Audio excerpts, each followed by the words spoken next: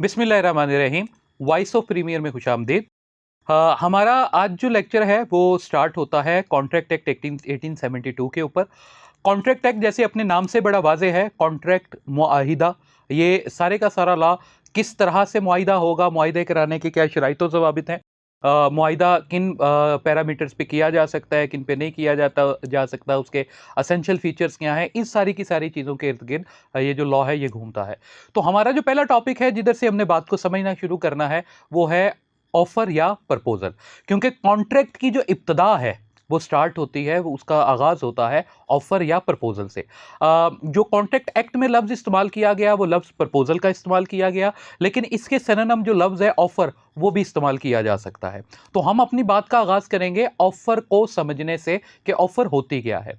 तो जो लफ्ज प्रपोजल या ऑफर है इसको कॉन्ट्रैक्ट एक्ट में डिफाइन कुछ इस तरह से किया गया है कि when one person signifies his willingness, कि जब एक बंदा अपनी मर्जी को दिखाता है, शो करता है, टू डू और restrain from doing certain thing, कुछ करने के लिए या किसी काम से रुक जाने के लिए, टू द अदर पर्सन, किसी दूसरे शख्स को, विद अ व्यू, इस नजरिए के साथ, टू टेक असेंट, के मर्जी हासिल कर सके, ऑफ दैट अदर पर्सन, उस दूसरे शख्स की, ऑन सच एक्ट और एब्स्टिनेंस, उस करने पर या उस काम से रुक जाने पर। तो ये जो कॉन्सेप्ट है ये क्या कहलाता है? ऑफर।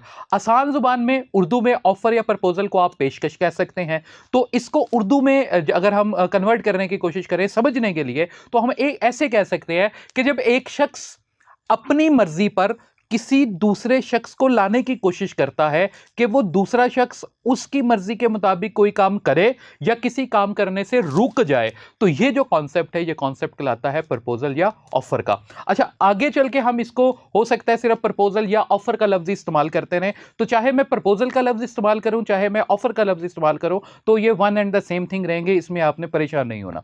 तो जो ऑफर है, जब ऑफर हो जाती है तो इसके अंदर दो पार्टीज ऑटोमेटिकली जनरेट हो गई। एक वो शख्स जिसने ऑफर की, जो ऑफर कर रहा है, तो जो ऑफर कर रहा है वो शख्स कहलाएगा ऑफरर, और एक वो शख्स जिसको ऑफर की जाती है, तो जिसको ऑफर की जाती है वो शख्स कहलाता है ऑफरी। ऑफरर ऑफर करने वाला, ऑफरी जिस शख्स को ऑफर की जाती है। तो ऑफर का ऑफरर से ऑफरी को कन्वे होना बहुत ज्यादा जरूरी है। यानी अब हम एक एक करके समझने की कोशिश करते हैं कि ऑफर के जाती तौर पे एसेंशियल्स क्या है और फिर इसकी ऑफर की काइंड्स क्या है, या ऑफर किन किन जगहों पे किस किस तरह से इस्तेमाल की जा सकती है। तो ऑफर, अगर इसको एग्जांपल से मैं आपको समझाने की कोशिश करूं, तो जब अगर फर्ज करें मैं कहूं कि यार क्या आप ये मोबाइल 50,000 रुपए में लेंगे, तो ये मेरी तरफ से सिर्फ पूछा जाना दूसरे फरीक से, ये बेसिकली क्या कहलाती है? ऑफर।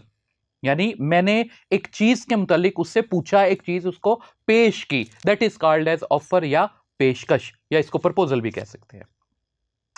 जो ऑफर है इसकी जब आप डेफिनेशन पढ़ते हैं तो उसके अंदर दो बड़े अहम अल्फाज आते हैं, टू डू और एब्सटेन्स फ्रॉम डूइंग, या एक्ट और एब्सटीनेंस। यानी ऑफर जो है वो दोनों बातों पे हो सकती है, कुछ करने के लिए भी हो सकती है, किसी काम से रुकने के लिए भी हो सकती है, किसी काम से रोक देने के लिए भी हो सकती है। कुछ करने के लिए टू डू, यानी एक बंदा दूसरे बंदे को ये कहे कि आप ये एक स्पेसिफिक काम करें तो बदले में मैं आपको ये दूंगा, तो ये टू डू है। कमीशन ऑफ एन एक्ट है, कोई काम करना है, इसको हम पॉजिटिव ऑफर कहते हैं। यानी जब भी लॉ में कोई आप टू डू के साथ काम करेंगे, कुछ एक्ट करेंगे, तो वो क्या कहलाएगी? Positive offer. ठीक है। और इसी तरह जब आप किसी शख्स को ऑफर करें कि भाई ये काम तुम ना करो, बदले में मैं तुम्हें ये जो है चीज पेश करता हूं, तो that is called as negative offer, या किसी काम से आपने रोकने के लिए ऑफर की। ये पॉजिटिव ऑफर यानी टू डू वाली जो ऑफर्स हैं ये तो बड़ी ज्यादा जगहों पे इस्तेमाल की जा सकती हैं रोजमर्रा रूटीन में, ये समझना भी आसान है। जैसे मैं कहूं, अभी आपको एग्जांपल दी कि आप ये मोबाइल जो है वो 50,000 रुपए में परचेस करेंगे, तो ये एक ऑफर है जिसे पॉजिटिव ऑफर कहते हैं, जिसमें काम करना है। दूसरे नंबर पे आती है नेगेटिव ऑफर। नेगेटिव ऑफर से मुराद किसी काम करने से आपने रोकना। ये थोड़ी टेक्निकल है, इसको जरा एक एग्जांपल से समझने की कोशिश करते हैं। आप तसव्वुर करें कि किसी जगह पे एक 10-12 मंजिला इमारत है, उस 10 मंजिला इमारत के एक जो साइड है उसके ऊपर बहुत बड़ा होर्डिंग लगा हुआ है उसी इमारत का, जिसके जरिए वो एडवर्टीजमेंट करती है अपनी। साथ वाली जो ज़मीन है उसके ऊपर भी एक जो शख्स है वो अपनी इमारत उठाना शुरू करता है, ज़मीन से जो है वो मंजिलें 2 4 5 6 बनाता है। तो जो पहली इमारत वाला है उस शख्स को ये लगता है कि कहीं ऐसा ना हो कि भई मेरी ये जो एडवर्टाइज़मेंट है ये नज़र आना बंद हो जाए या ये नज़र आना रुक जाए। तो वो उस शख्स को कहता है कि यार तुम सिर्फ़ 5 या 6 स्टोरी तक काम को रोक दो, बदले में मैं तुम्हें इतने पैसे पे करूंगा। तो इस एग्जाम्पल में एक शख्स दूसरे शख्स को एक काम करने से रोक रहा है और बदले में उससे कुछ ऑफर कर रहा है। तो ये क्या कहलाती है? नेगेटिव ऑफर, या इसे कहते हैं एब्सटिनेंस, कि एक बंदा दूसरे बंदे को किसी काम से रुक जाने की ऑफर कर रहा है। ये थोड़ी सी टेक्निकल है, लेकिन आप अगर इस कॉन्सेप्ट को इस एग्जाम्पल के साथ रिलेट करके देखेंगे तो आपको इस बात की ठीक तरह से समझ आ जाएगी। अच्छा, फिर जो ऑफर है वो उसकी दो मजीद काइंड है। एक ऑफर होती है जर्नल ऑफर। जर्नल ऑफर से मुराद जो कि तमाम लोगों के लिए की जाती है। एक ऑफर होती है स्पेसिफिक ऑफर, जो कि खास फर्द या खास अफराद को की जाती है। जर्नल ऑफर से मुराद ये है कि मैं अगर एक मजमे में खड़ा होकर कहूं या मैं बाजार में खड़ा होकर कहूं कि क्या आप में से ये कोई भी शख्स ये मोबाइल जो है वो इतने पैसे में परचेज करेगा, कोई शख्स भी, this is a journal offer. या मैं अखबार में इश्तिहार दे दूं कि यार कोई शख्स जो है वो ये जो चीज है वो इतने में परचेज करेगा, जर्नल ऑफर। ठीक है। दूसरे नंबर पे होती है स्पेसिफिक ऑफर। स्पेसिफिक से मुराद मैं कहूं आपसे मुराद कोई भी A B C specific person, कि भाई क्या आप ये गाड़ी ये मोबाइल मुझसे इतने में परचेज करोगे। तो ये जो ऑफर है जिसमें मैंने एक फर्द को स्पेसिफिक कर दिया, तो ये ऑफर क्या कहलाती है? Specific offer. अगर टेक्निकली देखा जाए तो जर्नल ऑफर भी स्पेसिफिक हो सकती है, क्योंकि हर जनरलिटी के अंदर भी एक स्पेसिफिकेशन मौजूद हो सकती है। जैसे फर्ज करें मैं कहूं कि यार ये जो क्लास में बैठे हुए अफराद है ना, 10 12 15 50, क्या आप में से कोई ये मोबाइल जो है वो 50,000 में परचेज करेगा? तो इसका मतलब ये हुआ कि मैंने ऑफर की तो, लेकिन स्पेसिफिक कर दिया उस ऑफर को एक क्लास की हद तक, पूरे कॉलेज को नहीं कहा। तो जब क्लास की हद तक कर दिया तो क्लास की हद तक वो क्या होगी? स्पेसिफिक, यानी क्लास से बाहर कोई भी उस जो है प्रपोजल को या ऑफर को एक्सेप्ट नहीं कर सकता। तो ऑफर की ये दो इकसाम हो गई। एक हो गई जर्नल ऑफर जो तमाम लोगों को की जा सकती है, की जाती है, और दूसरे नंबर पे हो गई स्पेसिफिक ऑफर।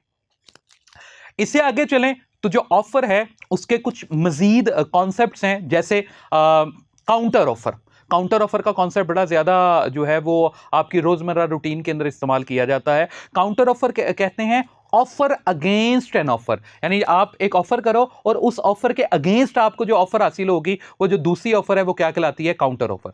एग्जाम्पल से इस बात को बड़ी आसानी से समझा जा सकता है। इसको आप आम जुबान में बार्गेनिंग करना भी कह सकते हैं। जैसे फर्ज करें अब ईद का जमाना आ गया, आप मार्केट में जाएंगे बकरे परचेज करने के लिए, ठीक है। तो आप कहेंगे कि यार ये बकरा कितने का? वो जो शख्स है वो आपको एक अमाउंट बताएगा, फर्ज कहते हैं वो कहता है 1 लाख रुपया।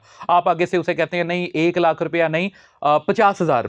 तो उस शख्स ने जो आपको की वो क्या थी? ऑफर। आपने उस ऑफर के अगेंस्ट अमाउंट कम करके एक कंडीशन को तब्दील करके जो ऑफर कर दी वो क्या कहलाएगी? Counter offer. यानी आपकी तरफ से की गई जो ऑफर है वो ऑफर के अगेंस्ट है। Offer against an offer, offer के अगेंस्ट क्योंकि ऑफर है तो वो क्या कहलाती है? Counter offer. तो हर जो काउंटर ऑफर होती है वो असल ऑफर को क्या कर देती है? खत्म कर देती है। जैसे जो ही आपने 50,000 कहा तो उसकी जो 1 लाख वाली ऑफर थी वो क्या हो गई है? अब खत्म। आपकी काउंटर ऑफर ऑफर बन के अब स्टैंड कर रही है उस दूसरे शख्स पे। अब उसके ऊपर डिपेंड करेगा वो इस चीज को एक्सेप्ट करता है या इस चीज को एक्सेप्ट नहीं करता। यानी जो ही काउंटर ऑफर होगी तो इसके अंदर अफराद जो हैं वो बदल जाएंगे। जो ऑफरर होगा वो ऑफरी हो जाएगा और जो ऑफरी होगा वो ऑफरर में कन्वर्ट हो जाएगा। फिर वो शख्स आगे से अगर ये कह देता है कि नहीं यार 50,000 रुपए जो है वो थोड़े हैं, मैं 90,000 में 90,000 में ये चीज आपको सेल कर दूंगा, तो इसका मतलब हुआ उसने आपकी अब उस ऑफर के अगेंस्ट दोबारा से क्या कर दी? एक और ऑफर कर दी। अब आपका 50,000 वाली ऑफर लैप्स कर देगी और उसकी ऑफर दोबारा से क्या हो जाएगी? स्टैंड कर देगी। ठीक है। तो इस तरह हर काउंटर ऑफर पिछली ऑफर को क्या कर देती है? जाया कर देती है। ये इसलिए भी है क्योंकि ऐसा ना हो कि कहीं अफराद जो है वो किसी ऐसी बात के ऊपर अड़ जाएं जहां से विड्रा करना या बैक जाना मुश्किल हो जाए। जैसे इसी सिचुएशन को आगे अगर आप चलाएंगे तो आप करीब करीब लग जाते हैं, वो 80,000 कह रहे हैं, आप 70,000 रुपया कह रहे हैं, तो वो एकदम से कहता है नहीं नहीं यार आपका मूड ही नहीं है लेने का, अब मैंने ये चीज 1 लाख रुपए में देनी है। तो आप उस शख्स को ये नहीं कह सकते हैं कि नहीं तुमने अभी तो 80,000 रुपया कहा था, तुम्हारी तो 80,000 वाली बात स्टैंड करती है। वो भाई 1 लाख रुपया छोड़ के अब कह दे कि भाई 1,20,000 में मैंने आपको चीज देनी है, तो इसका मतलब है काउंटर ऑफर आ चुकी है और आपकी जो ऑफर है या उसकी पिछली तमाम की तमाम जो ऑफर्स हैं वो क्या हो चुकी है, जाया हो चुकी है। इसके बाद इस कॉन्सेप्ट को आगे लेके चलते हैं तो एक और कॉन्सेप्ट आता है ऑफर के अंदर जो कहलाता है invitation to offer. Invitation to offer से मुराद है कि जब कोई बंदा दूसरे अफराद को इनवाइट करता है कि आओ ये मेरी चीजें हैं, इन चीजों के ऊपर आप मुझे ऑफर करो, मुझे आपकी ऑफर पसंद आएगी तो मैं उसे एक्सेप्ट करूंगा, नहीं पसंद आएगी तो मैं उसे एक्सेप्ट नहीं करूंगा। This concept is called as invitation to offer. Invitation to offer का कॉन्सेप्ट बड़ी आसानी से समझा जा सकता है बिडिंग वाले कॉन्सेप्ट में। बिडिंग से मुराद नीलामी वाले कॉन्सेप्ट में। जैसे कि आप एक शख्स जाता है, एक शख्स जो है वो अपनी चीजें नीलाम करता है, तो वो उसने अपनी चीजें साइड पे रखी होती हैं और आप लोगों को बुला के कहता है ठीक है इन चीजों के ऊपर आप ऑफर करें कि ये आप कितने में परचेज करेंगे। अगर आपको वो उस शख्स को आपकी ऑफर पसंद आएगी तो आप जो है वो चीज परचेज कर सकेंगे और वो शख्स एक्सेप्टेंस देगा। ये कॉन्सेप्ट क्या कहलाता है, इनविटेशन टू ऑफर। जब कोई शख्स आपको इनवाइट करता है ऑफर करने के लिए कि आएं और आके इन चीजों के ऊपर ऑफर करें। ये कॉन्सेप्ट आपके तकरीबन तमाम तरह की रोजमर्रा रूटीन के जो कारोबार के मामलात हैं, और खास तौर पे जो आम कंज्यूमर है वो मार्केट से चीजें परचेज करने के लिए जाता है उसके ऊपर एप्लीकेबल होता है। जैसे आप किसी बड़े ग्रोसरी स्टोर के अंदर जाते हैं चीजों को परचेज करने के लिए, तो वहां पे हर चीज की प्राइस टैगिंग की जाती है, हर चीज का टैग लगा हुआ है प्राइस का। तो वो सारी की सारी जो ग्रोसरी स्टोर में या किसी भी जगह पे जो इस तरह की आइटम्स पड़ी होती हैं, जब आप दाखिल होती हैं तो बेसिकली वो जो दुकानदार है, जो मालिक है, वो आपको ऑफर नहीं कर रहा होता कि आप परचेज करें, वो आपको इनवाइट कर रहा है अपनी चीजें रख के कि आओ और आके इस चीज को उठाओ और मेरे पास जब आप लेके आओगे तो इसका मतलब ये होगा कि आप मुझे ऑफर कर रहे हो, मैं चाहे तो उस चीज को एक्सेप्ट करूं या चाहे तो उस चीज को एक्सेप्ट ना करूं।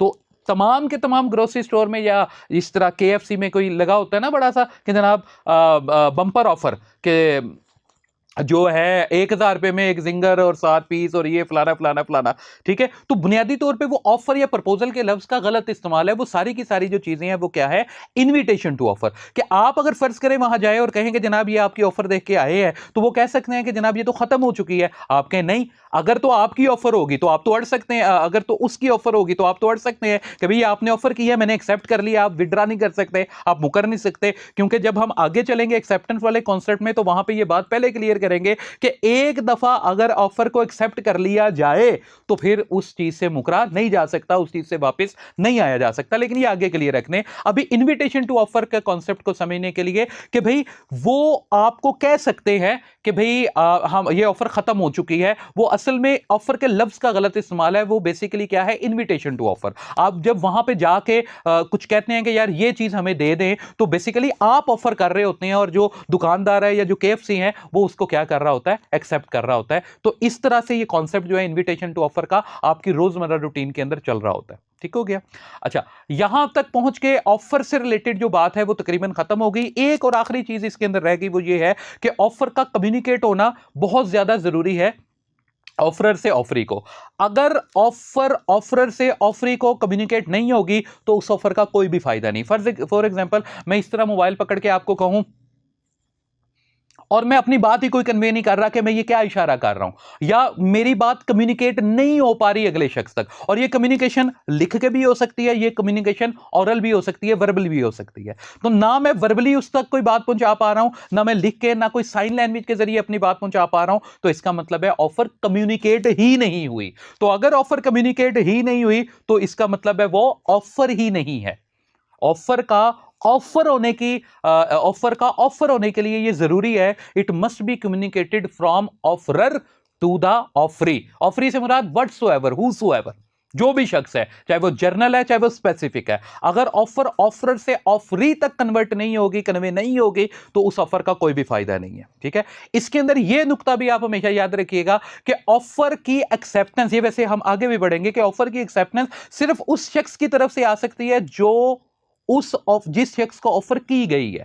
फॉर एग्जाम्पल मैं कहता हूं क्या इस क्लास में से कोई शख्स जो है ये मोबाइल 50,000 में परचेज करेगा, इसका मतलब ये हुआ कि कोई बाहर से उठ के आके कहे कि मुझे कि जनाब मैं ये करता हूं, तो नहीं, वो ऑफर की एक्सेप्टेंस ही नहीं है। क्यों? क्योंकि मैंने ऑफर को क्या किया है, एक स्पेसिफिक फॉर्म दी है। फिर जो ऑफर के साथ अगर फर्ज करें कुछ शराइत ऐड की गई हैं कि ऑफर इस तरह से एक्सेप्ट होगी, अगर वो आप शर्त पूरी नहीं करोगे तो हम ऑफर को एक्सेप्ट नहीं करेंगे, तो ऑफर को एक्सेप्ट करने के लिए उन शराइत का उस तरह से पूरा करना भी जरूरी है। फॉर एग्जांपल मैं आपको कह देता हूं कि जनाब क्या ये मोबाइल जो है आप में से कोई शख्स 50,000 का परचेज करेगा और जो भी करना चाहता है वो मुझे रिटर्न फॉर्म में लिख के टीसीएस के जरिए लेटर जो है वो पहुंचा दे।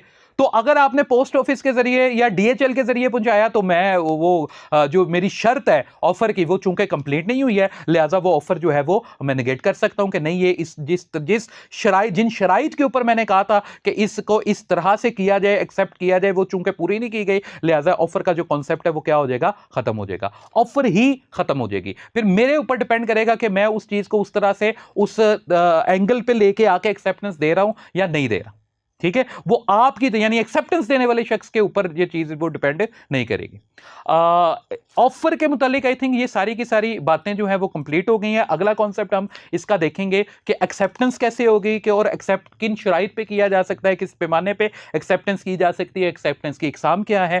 तब तक के लिए वॉइस ऑफ प्रीमियर के साथ जुड़े रहिएगा। आपका कोई भी क्वेश्चन जो ऑफर या इससे रिलेटेड है वो आप नीचे कमेंट में हमें भेज सकते हैं। हम अगले लेक्चर में कोशिश करेंगे कि आपका जो क्वेश्चन है उसका पहले आंसर करें, या उसके ऊपर अलग से अगर क्वेश्चन बड़ा आम नोयत का हुआ तो उसके ऊपर कोई अलग से वीडियो जो है वो टैग करके आपको शेयर करेंगे कि भाई ने ये हमसे क्वेश्चन किया था तो उसका ये आंसर है। ठीक है, तब तक के लिए हमारे साथ जुड़ी रहिएगा। बहुत शुक्रिया आपका। अस्सलाम वालेकुम।